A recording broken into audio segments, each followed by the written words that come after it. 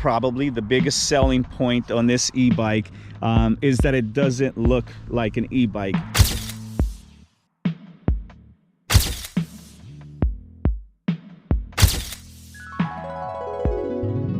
Whether I'm, you know, right behind another rider or other riders, where in the past when I was on a regular bike I would hear somebody behind me, you know, that buzzing sound, and I'm thinking, there you go, that's an e-bike, let me pull over.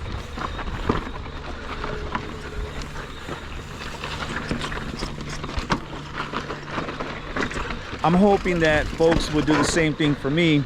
The problem is, it doesn't look like an e-bike, it doesn't really sound like an e-bike, and so they can't really hear me.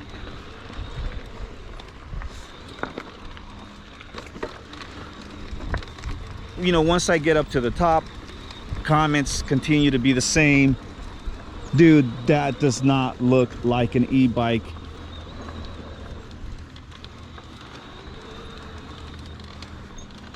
It doesn't look like an e-bike, but it rides like an e-bike, but yet it doesn't.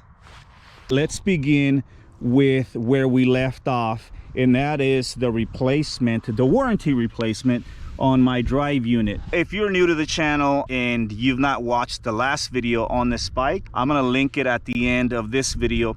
But in short, I've had this bike for, I don't know, about a month maybe now. Unfortunately, when I first got it, took it out on the trail for the very first ride, I noticed and I could hear an abnormal sound or noise coming from the motor or the drive unit.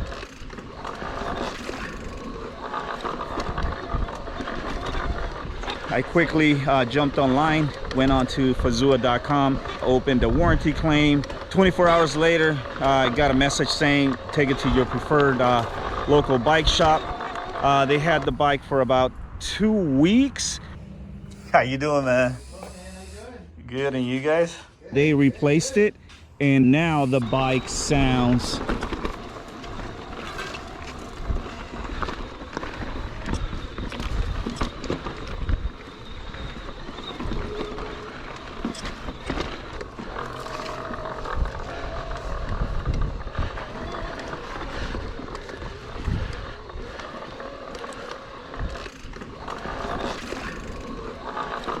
And so let me just talk about the components real quick. This is the entry-level R kit. I did ride it as it came stock, and I immediately decided that I needed to swap out the suspension. And so I now have a Fox 36. I didn't necessarily like the lyric bass that it came with the bike. I also swapped out the shock. Try out a Jade X from DVO because this bike is coil compatible, and I liked how the DVO coil felt, with the exception that it felt too grounded, but it didn't quite have the pop, I guess, that I don't know, that I like and that I'm used to. And so I decided to get the Fox Float X. This is the Performance Elite, and now it feels really good.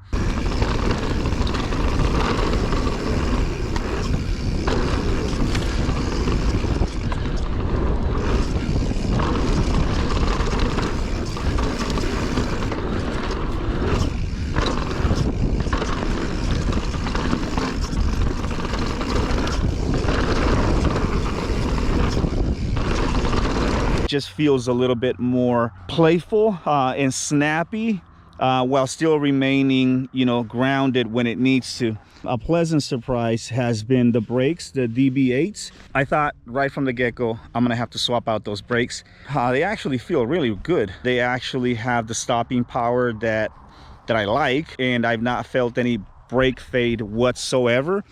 Although they do come with a reach lever adjustment, these require an Allen wrench and for you to kind of get in there and get them adjusted to how you want them. Everything else is good. The cockpit is good. It does have an NX drivetrain.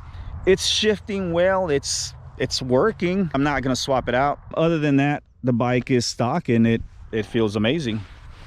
When I saw this bike come out, I realized this definitely checks all the boxes.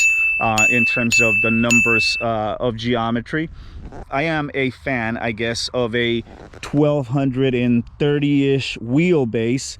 And this one's around 1238, 1239 because it does have a flip chip. It's got a 64 head tube angle against 64.3, I think, if you flip the switch, and about a 457 on the reach, and a 77-degree C-tube angle. Yes, you've nailed the geometry for a medium-sized build for a person like me who's 5'9" in my type of riding. So geometry-wise, absolutely spot on.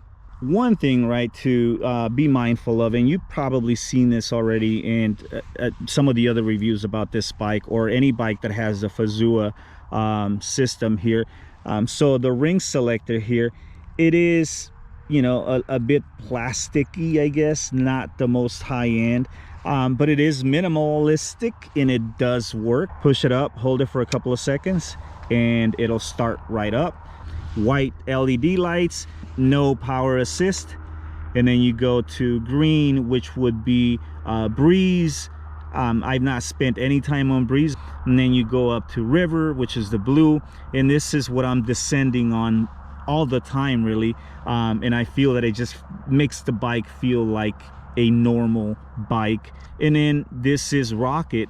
It's like boost on the full fat e-bikes, right? It's the most power assist that you can get. And then if you hold it for a couple of seconds, it has this function of like a super boost function, I guess, where if you press the lever here, the mode shifter, I guess, and hold it up for a few seconds, it'll give you see the lights there? It kicks in for about 12 seconds of maximum output, which I think is 430 watts of power when you do that. I can't say that I feel it like a whole lot, but there's definitely something there. I think I still need to play around with this some more, or just find me a more steep climb to test it on. That was a pretty mellow one there. The display here, which it's not much of a display, it has LED lights that actually it has 5 of them, each one indicating 20% of battery life.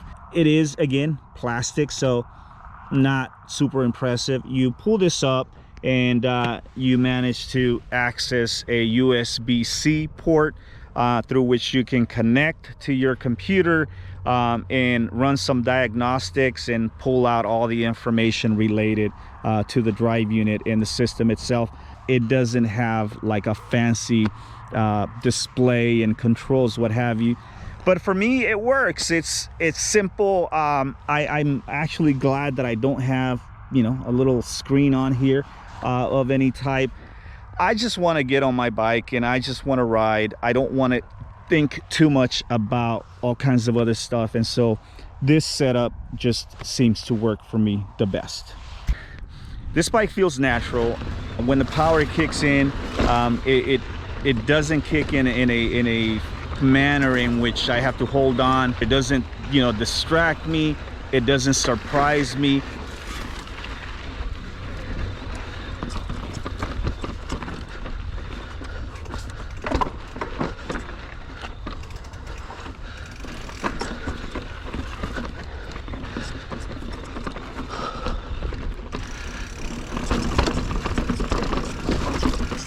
It feels natural to me when I pedal.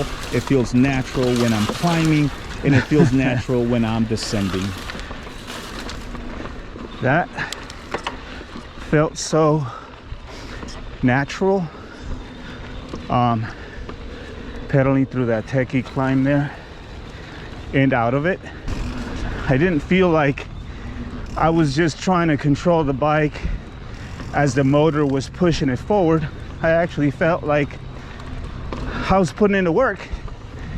Not gonna lie, it did require me to focus, I guess, on navigating that techie section, and while also obviously pedaling and making sure I stayed upright, balanced, and what have you. Here's another section here where, again, I still have to put some work into it and navigate through it, but it feels like I have, I don't know, cross-country legs or something.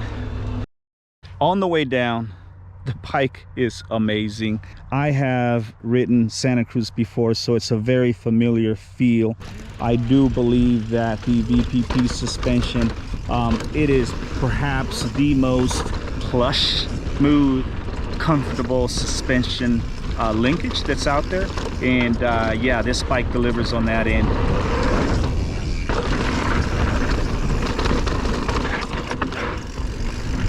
Yeah, this shock has a more of a pop than the DVO coil.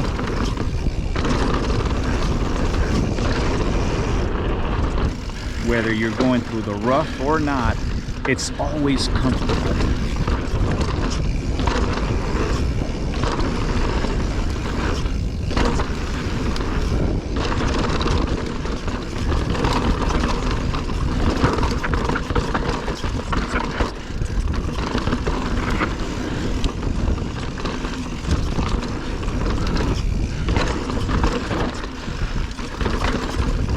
Now, that feel also depends on the shock that you have, but whether it was the DPS, the coil, or now the Float-X, it's still very plush, and yeah, it keeps you grounded. It keeps your feet on your pedals, especially if you're riding flats, and it soaks up in everything. It plows. It really does plow. Again, it's only a 160, 150, so it's not a long travel bike. But it's more than enough, at least for the trails that I'm riding. Yeah, I don't see me wanting or needing anything more than what this bike is giving me in terms of confidence on the way down.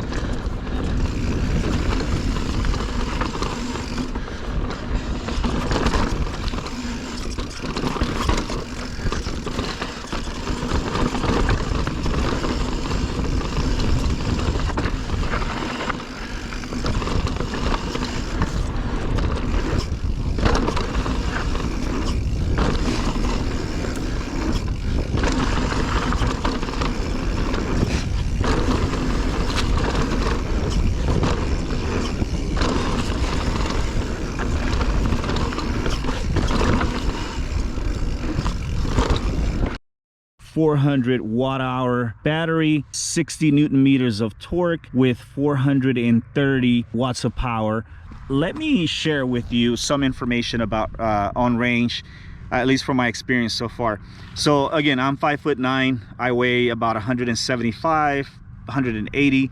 I went out and I rode, I want to say 23 miles, I think is what it was, or shy of 23 miles, 3,400 feet of elevation, and I ended up with 4 or 8% battery left. At all times I climbed on boost mode, which in this case is rocket, and I descended on the river mode, which would be like trail mode, and that was the default profile, right? So that tells me that I can easily get over 25 miles and probably over 4,000 feet of elevation if I limit you know, my time on the rocket mode and I spent more time on river mode. I think I can definitely get a lot more range. So I think range wise it's phenomenal. It definitely exceeded my expectations. Whether it's work schedule, family, what have you, I typically ride alone.